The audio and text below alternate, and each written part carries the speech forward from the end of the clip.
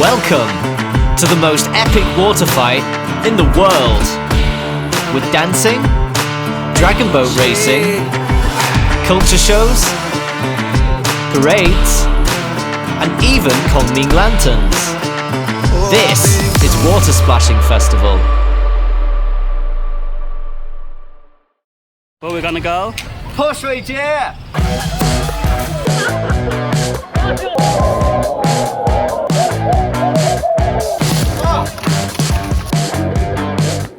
But wait, how did all this come about?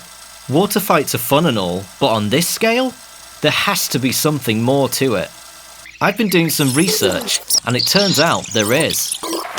The water fight is actually only one part of a 4-day festival celebrated by the Dai people. The Dai are an ethnic minority group who mostly live in southern Yunnan, China. Their predominant religion is Theravada Buddhism, and Water Splashing Festival marks the solar new year. It's also celebrated in many countries across Southeast Asia. Here in Jinghong City, Xishuangbanna, the festival begins with a grand opening ceremony. Performers from all across Yunnan and from various ethnic groups join together on stage in song and dance. It's a colourful display of cultural diversity and instantly creates a festive atmosphere.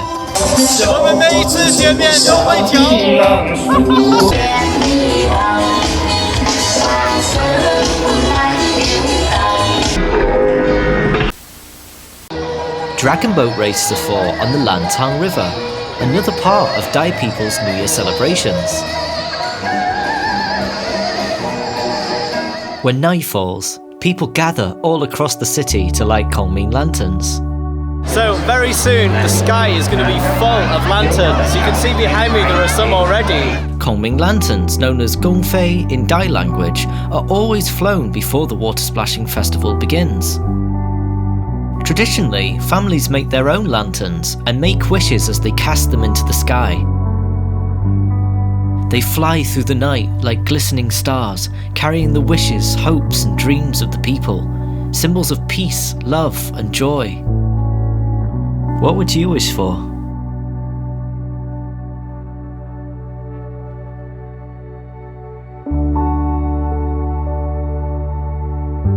Of course, during this time, all aircraft in the area are grounded and firefighters are at the ready if needed.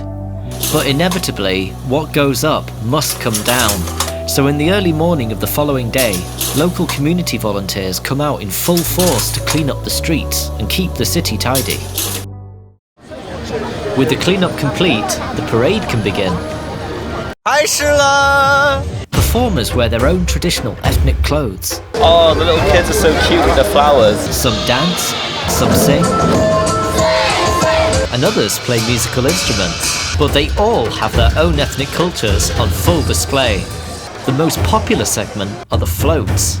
Each float design is inspired by different characteristics of Xishuangbanna, and they're truly works of art. It's Lily! I found Lillian! Lily! Hi! 好漂亮啊!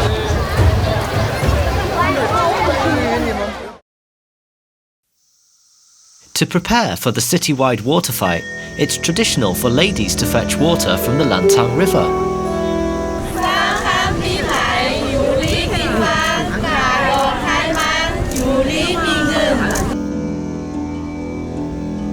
After chanting Buddhist scriptures, the ladies use small bowls to slowly fill golden water tanks with river water until they're completely full.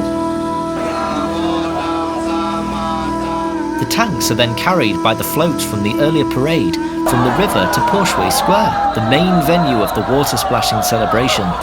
But people really couldn't contain their excitement, and as we were on the way to the square, water fights were breaking out all around us. We were being squirted from all directions. And of course, as a foreigner, I was getting the most of it. When we finally arrived, the monks were chanting scriptures in order to bless the water. The Dai people believe the water has been transformed from ordinary water to a divine substance. So now it acts like a vehicle to transport Buddha's blessings to all those who are soaked by it. Everyone's waiting in anticipation here. The excitement's really building up now. Now the water's been blessed, the main event could finally begin. People rushed to the square and started filling up their water guns. What are you wearing that for? I'm ready! How long is it going to take until we get wet like dogs?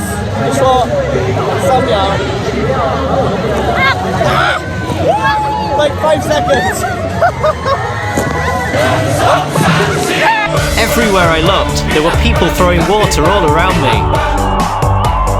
It took literally 5 seconds to go from bone dry to completely drenched. And I loved it. I gave as good as I got as well. I was squirting people and having a great time. But then, disaster struck.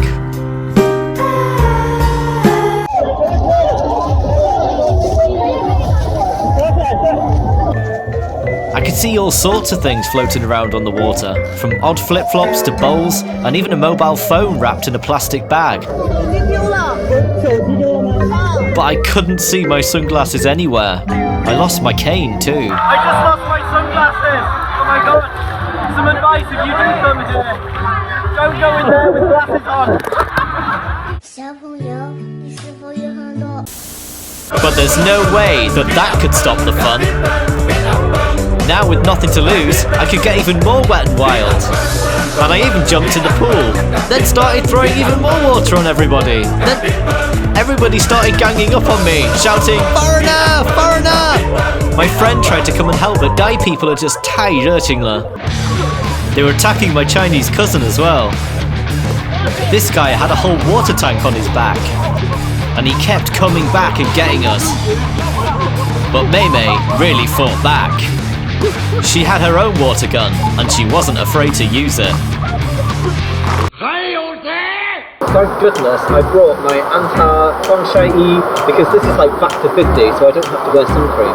Because there is no way that sun cream could be staying on my skin today. Literally everywhere I go, there's people throwing water at me.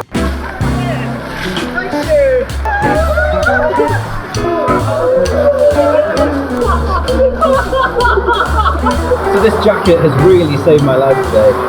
People's excitement lasted long into the evening and took a long time to fade. I can honestly say this has been a wonderful experience. Water Splashing Festival is definitely not to be missed. I was able to experience the unique ethnic culture of Xishuangbanna. But more than that, I could forget all of my worries and just play. Play like a child, completely carefree. I felt all of my anxieties and stress being washed away, and even if just for a short time, I didn't have a care in the world. So in that sense, in my experience at least, the water truly is blessed. In the hearts of the Dai people, Porshuidye is sacred, but they welcome anyone and everyone to join in their celebrations, offering blessings to all. The unity amongst the many ethnic minorities is fully reflected and celebrated in this festival. I hope in future the entire world can be like this, where everyone can share each other's culture and see the beauty in others. Oh my god, if you think this looks like